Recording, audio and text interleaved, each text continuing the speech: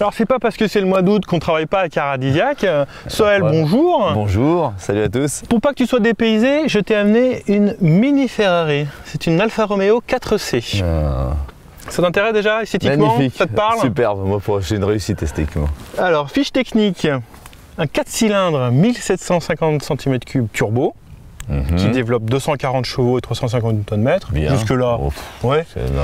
L'intérêt, c'est qu'il est en position centrale arrière. Ah, ça déjà, c'est mieux. Une propulsion. Exactement. Et la deuxième bonne nouvelle, c'est qu'il y a une cellule en carbone et plein d'aluminium qui fait qu'elle ne pèse que 895 kg. Ah, bravo. Est-ce que ça suscite ton intérêt? Ah là, plus, hein. Déjà, c'est le poids d'un proto. Ouais. 900 kg, ils font les protos, mais on devrait en être pas loin. Et avec 240 chevaux, il devrait avoir un bon rapport poids-puissance. Par rapport aux voitures qu'on utilise d'habitude, c'est toujours des voitures qui font entre une tonne 3 et une tonne 6. Hein. Donc, allez, t'es prêt? Bah, tu m'étonnes. Allez, on y va.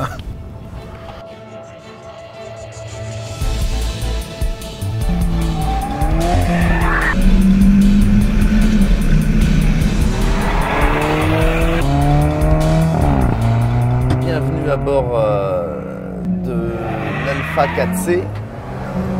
Ah, le bruit, j'adore. Donc, le moteur reprend bas. Le turbo, à partir de 2005, ça commence à pousser. Ça pousse tout le long jusqu'à 6,5. Bien sûr, il y a des aides, mais là, on a tout viré. Hein. C'est le premier truc que j'ai fait. Dedans, il y a une vraie ambiance. C'est vraiment sympa. Hein. Sur le comportement, franchement, c'est très rigoureux. La plateforme est très bien tenue. Les amortisseurs jouent bien leur rôle. Les freins, ça freine fort. L'ABS, il est assez efficace. Il y a le premier truc moi que je vois, c'est que fort sur les freins, on a d'abord du sous-virage, quand on est fort sur les freins et qu'on rentre dans la courbe comme là. Et après, quand on fait le dégressif, on retrouve du train avant et même on arrive à perdre l'arrière. Et sur les réaccélérations, quand on est en phase de sortie, donc d'abord on a du sous. Et après, si on écrase vraiment, on peut faire venir la voiture. Mais ça va marcher, ça. Super caisse en tout cas.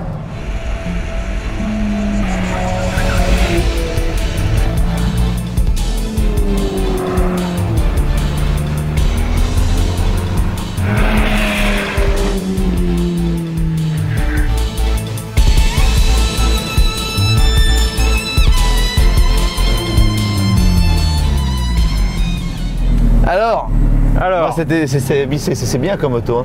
Hein. Tu penses que tu as fait un bon temps, c'est ça? Non, mais je trouve que c'est une voiture légère et avec 240 chevaux, tu sens déjà que ça pousse. Après, il y a un super grip. Il y a 2-3 petites imperfections pour moi sur la mise au point. Ouais. Mais tu sens qu'il y a un gros potentiel quand même. Ouais. Ça se reflète dans le temps, visiblement. Ah oui? Alors, un petit peu d'histoire. Commençons par la première. La dernière fois, Caterham 485R, tu avais fait en 1,52. Ouais, mais bon, ça c'est hors catégorie. Parce que... La deuxième, c'était une Porsche Boxster Spider. Un petit 2 minutes. Un petit 2 minutes et 43. 2 minutes 1, 2 minutes 2. C'était ça? Et là, à ton avis, tu te places comment? Après la Porsche? Avant la Porsche? Ah, peut-être quand même après, non? Après? Je pense. Eh ben non. Ah, plus vite? Ah ouais? Plus vite que la Porsche. Ah ouais, tu vois? Tu l'as fait en 1,58. Ah ouais? 23. Ah, bravo. Deuxième temps du tableau de record de Ferté-Gaucher. Bravo. Quand même, je pense à un petit peu de mise au point, une seconde et demie, ça se gagne. T'as encore une seconde à gagner. Oui. C'est vrai qu'on n'a plus l'habitude de conduire des caisses légères et là, tout de suite, même avec 240 chevaux, ça poussait quoi. Après, le seul reproche, c'est un peu le baquet. On peut pas incliner le dossier assez et je trouve il faudrait un harnais, on n'est pas assez tenu. D'accord. Tu vois, il faut vraiment que je me tienne au volant quand je freine et ça a tendance à me faire appuyer plus sur la pédale de frein que ce que je veux. C'est dur de bien faire le dégressif. Bah écoute Soël, encore une fois, tu as bien bossé. Ah, merci. Écoute, je pense que tu as bien mérité quelques vacances maintenant quand même.